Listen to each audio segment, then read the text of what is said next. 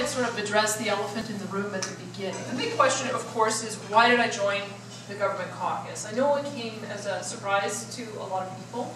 I know that there are a lot of people still very emotional about it. There are a lot of people very angry about it. Some of you may know that Mr. Prentice and I had a lot of mutual friends and supporters that have been trying to get us together for many, many months, going back as far as May, when it was first suggested to me that we meet. I rejected the idea out of hand, but when the by-elections hit, there were a couple of things that occurred to me as the leader of the opposition party. One was that the 2.5 years of work that I had done to try to gain some ground in the urban centres in Calgary and Edmonton had failed.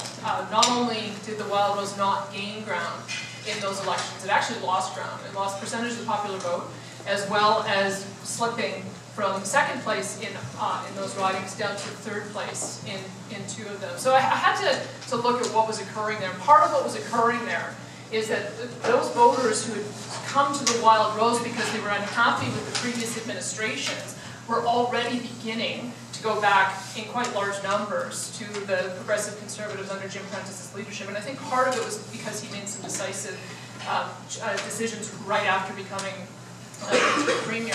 The second decision point for me, of course, was the AGM. I had made it pretty clear to the membership of the Wild Rose that if they wanted me to continue on leading, I wanted to lead a party that was fiscally conservative, socially mainstream, and capable of forming government. And I talked about a couple of policies I was very proud that the party had passed, and the very next day they voted those policies down. It was pretty clear at that point to me, in any case, that I could no longer lead the party. So at that point I started thinking about what my options were, and trust me, I considered all of them. So ultimately I met with Mr. Prentice on December 10th.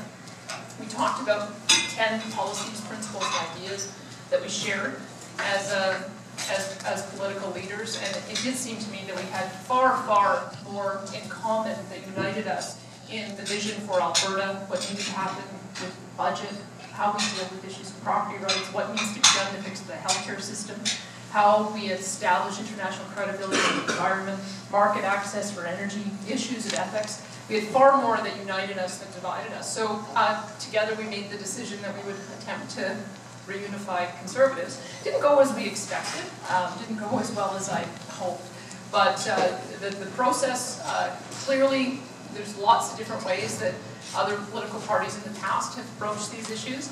Perhaps we could have approached it a different way or a better way, but I think in the end, people are going to see what I see with this Premier. I think he's a transformational Premier who has the resolve and the experience to do what needs to be done at a very, very difficult economic time. So I stand behind him 100%.